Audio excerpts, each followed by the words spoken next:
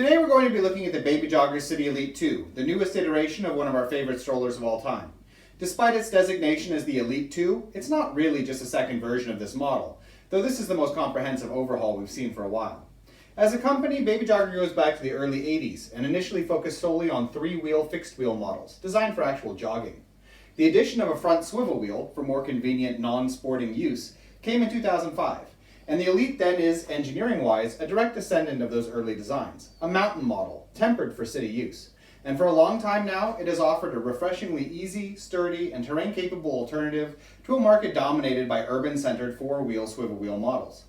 A lot has changed with this latest iteration, however, and as a result, it feels necessary to give the Elite a full re-evaluation in terms of its mechanics, its ease of functionality, and which lifestyles it will fit best with. Let's have a look, starting off with some stats. The Elite 2 clocks in at 11.6 kilos and folds down to 35 by 85 by 67 centimeters.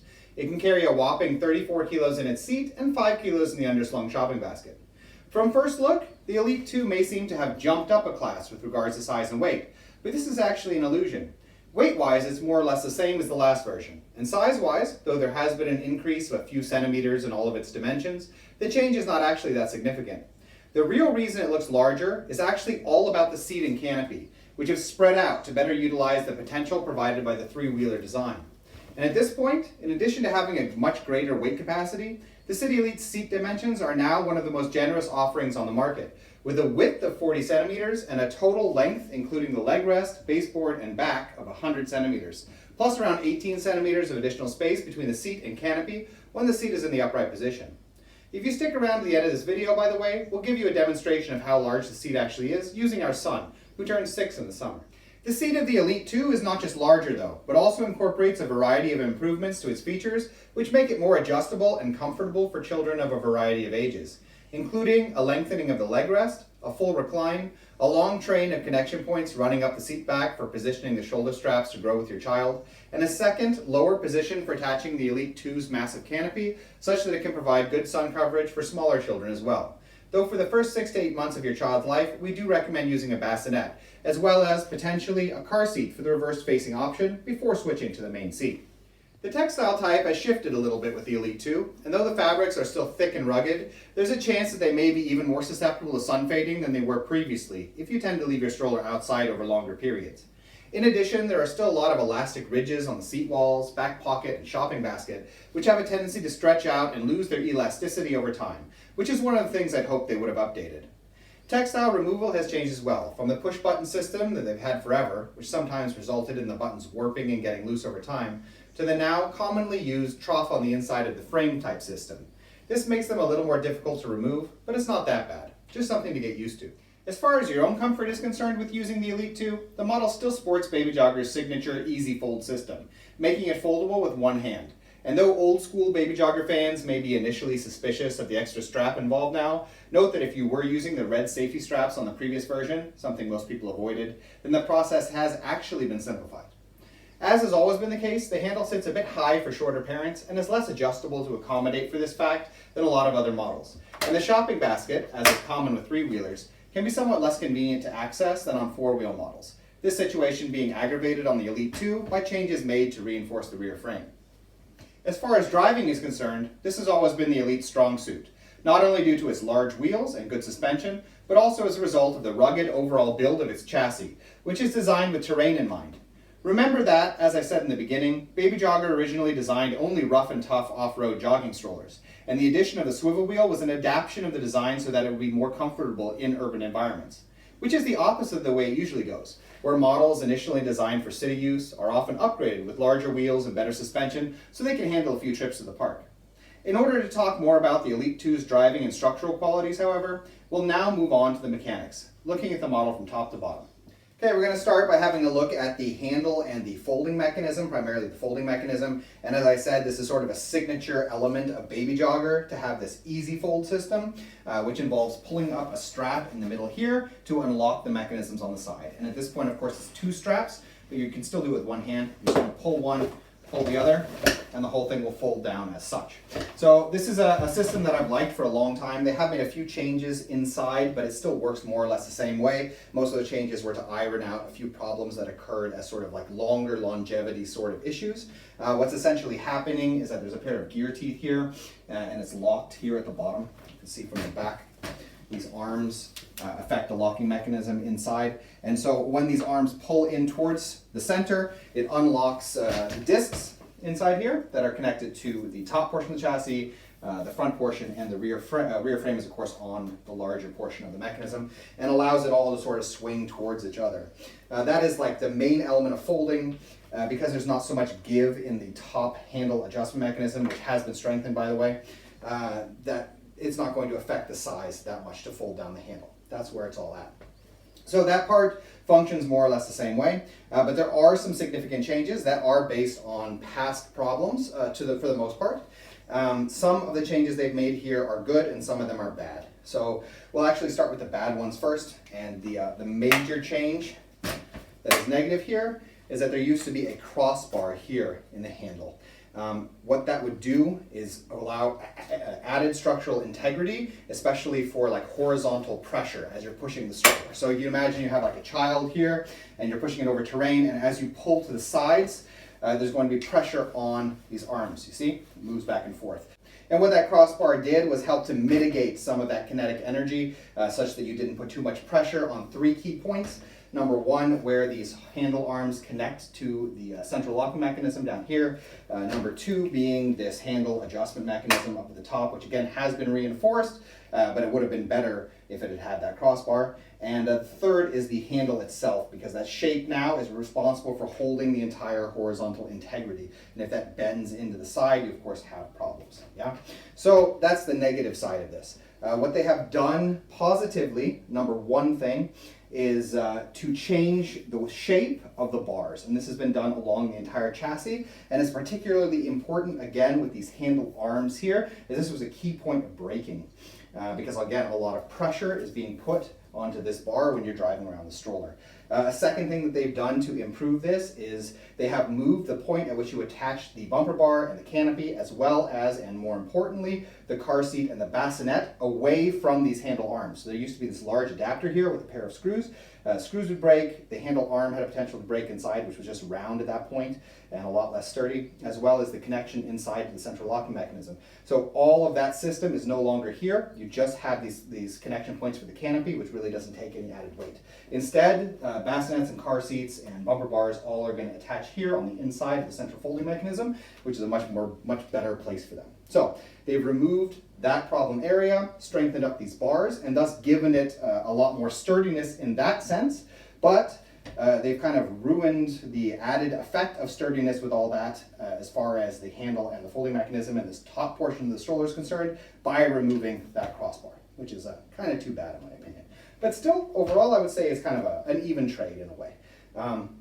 I don't know, of course, exactly what's going to occur with the added pressures here, but I've seen on other models a long time ago, because most models don't do this, most three-wheelers have that crossbar, but I remember that there were a few models from Mountain Buggy and TFK and stuff that did have models without that crossbar, and they would have problems after a while, so I anticipate it will be a problem. But again, it's made up for in a way by that added structural integrity with the bars. We're going to have a little bit of a closer look at the lower rear frame of the model then. And the first thing that jumps out, or should jump out at you right away, is that they've put on these very large, sturdy suspension units on the back. And despite being a very capable terrain model before that, it didn't really have any sort of suspension on the lower rear frame. It was more the overall shape of the stroller that was providing a lot of its sort of suspension ability as it went over rougher terrain. And what that actually did before was kind of channel that kinetic energy up to that handle and exacerbate that problem you already had with those handle arms breaking. So it's very nice to see that they've added actual suspension units here on the back, which are going to help a little bit with the longevity of the overall model. Of course, help you drive over terrain, not that it wasn't good enough with that before, but still, it's nice. And also, of course, to keep it from shaking your child, keep the stroller from shaking your child too much when you go over terrain. So that's number one, very positive. Number two, they have redone this back bar here, the crossbar here on the rear frame, and it's now like just completely straight, which was how early Babyjogger models had it. and those never had a problem. But the last few iterations of the Elite have had a curved crossbar here, and that has been one of the areas that has tended to break. So they've done that undoubtedly in order to prevent that breaking from occurring. Next thing we'll talk about is the brake system. It has the sort of standard static handbrake system activated up by the handle, brakes down at the bottom. My preference as far as Babyjogger brake systems is to go like way back to when they had just a simple foot brake system, as I feel that when you have a wire operated static handbrake, you're just adding unnecessary complexity, because like the brake system has to go all the way from the top of the stroller to the bottom, right? And it has a lot of small parts.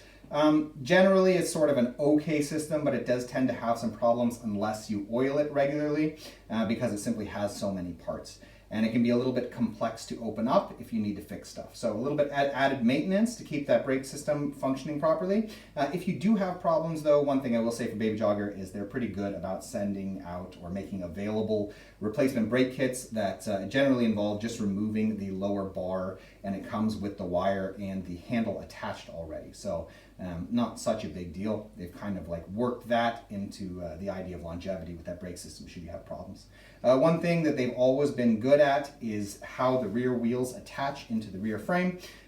The system for that is here. It's this large lever. And a lot of times with three-wheel models, because you tend to use them a little bit more ruggedly, outdoorsy, and like moisture and stuff tends to get inside, you can have problems where the axle actually rusts within the rear frame. You don't have that sort of issue with Babyjogger, and if you do, it's not a big deal to fix, because you can simply disassemble the system here in order to remove that rear wheel. Also tend not to have a lot of ball bearing issues with the way they have the back wheel set up, with the locking washer and the way the whole ball bearing is set up on the wheels themselves. Babyjogger wheels tend to be absolutely excellent on the Elite, as well as a few of their other models. Large 12-inch wheels, and of course they are foam-filled tires, which is, you know, the best for longevity. You're not going to have any sort of puncture issues, and you also get the added advantage of having that rubber above the foam, so you're not going to get a bunch of pebbles stuck in the foam and stuff like that. Okay, we're going to have a little bit of a closer look at the lower front frame then of the stroller itself. Start with the good and move on to things that actually do concern me a little bit with this. So of course it again has that 12-inch high quality front wheel. It has good suspension. It's the same suspension they've always had, which is quite nice on Babyjogger. They have changed both the swivel lock and the way that the front fork attaches to the chassis. So let me just remove it. There we go. So before they had the swivel lock as a part of the front frame itself, and they have changed that out. They're using this swivel lock system here they have on a number of their other models, and it's actually a very old design with the additional complexity of this button here. You're going to push that and pull it to the side, and it's going to swivel up this button. It's a very old design. I've seen this sort of a swivel lock at least 10, 12 years back, probably more, and it's not like super bad or anything, but grit and sand and stuff do tend to get inside and necessitate some sort of cleaning in order to keep it functioning properly. In addition, what is holding these sort of swivel channels in place are just screws, and it's not my favorite design. So I guess it's a matter of personal preference, but I did not mind what they had on it already, which I know sometimes failed, and you would have to open up the front end and clean it out, but it was a very simple sort of a system, and they have switched that out. So not a big fan of that. What I do actually have a direct problem with, in a way, is the way they have redone the front fork. So now the axle protrudes out of the fork as opposed to protruding out of the front end. And anytime you're like looking at wear over time in relation to the axle on the front end versus the hole that it goes into, the wear is being done to the hole, it's being done to the shaft. And so one of the things I liked on Babyjogger before was that the axle went down into the fork of the front wheel, and even though sometimes there were problems then with that fork, there was like a metal ring inside that would crack on occasion, it's a lot easier to then swap out the front wheel if you have trouble than it is to swap out elements of the front frame generally. In addition to this, there are a couple of other issues. So the way it's held in, it's like locks into the top, and then there's a wider circumference here at the bottom. There's a lip, and what is holding that lower lip in place is like a plastic ring, which is covering up a ball bearing. So first off, that plastic ring, I would have liked to have seen something a little bit sturdier than what they have there. As that wears down, you might get a little bit more looseness in this front connection point, which you wouldn't have had with the older setup. But more worrisome actually is the ball bearing, which presses up right against that axle. The problem with this, as I've seen in the past, especially like on the Easy Walker Sky and a few like older models is that if people aren't careful to, again, lubricate and use proper maintenance and stuff, that ball bearing can rust against the axle, and you can have trouble where it's hard to remove that front wheel. And if that ball bearing also starts to go bad while that axle is rusted into it, it can be a real problem to take it apart and replace the ball bearing. So I think that was kind of unnecessary to change. Again, I kind of know why they changed it, because we've been fixing problems with that connection for years where it does loosen up when that axle went straight down out of the front end. But it was really easy to fix because you would just take off the entire front top assembly, and it was just a matter of tightening up the axle itself. It was like a very quick, sort of simple problem to fix if you knew how to do it. So I'm not a super big fan of how that's been swapped out. Of course, the model is totally new, so we don't know whether these are going to be issues down the road. But in my experience in the workshop, especially the possibility of that axle rusting against the ball bearing having trouble, I would think that within a few years, if people aren't careful to maintain it properly, that could be a problem. I just want to make one final note on all the mechanical things that I've mentioned here, in particular the two issues, the front end and the lack of the crossbar on the handle in particular.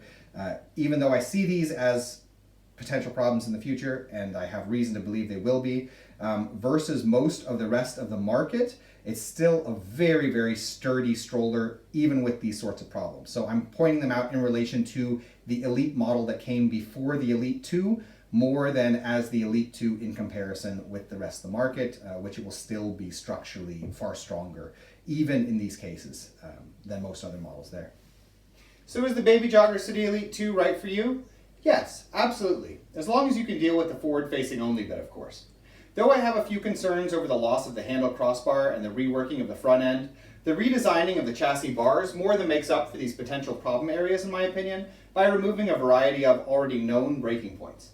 And in addition, the increased size of the seat makes the Elite even more recommendable, since it might now be suitable for special needs children as well, up to a certain size, of course. If you're looking for a mid-size stroller that's sturdily built, easy to fold, and can tackle terrain even better than heavyweight four-wheel models, I would highly recommend checking it out. In any case, we hope you found this video interesting, and if you did, we ask that you subscribe, as it helps us to continue making videos in the future. Thank you.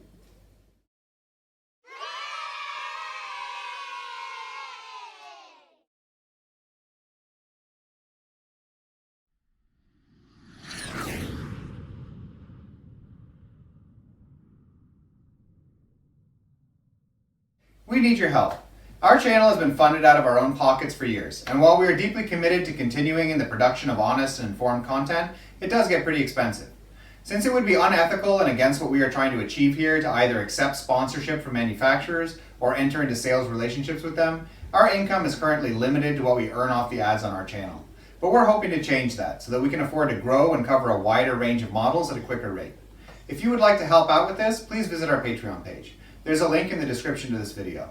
Signing up to donate even just $1 or $2 a month would really do a lot for us. Anyway, thanks so much for listening. We hope you enjoyed the video.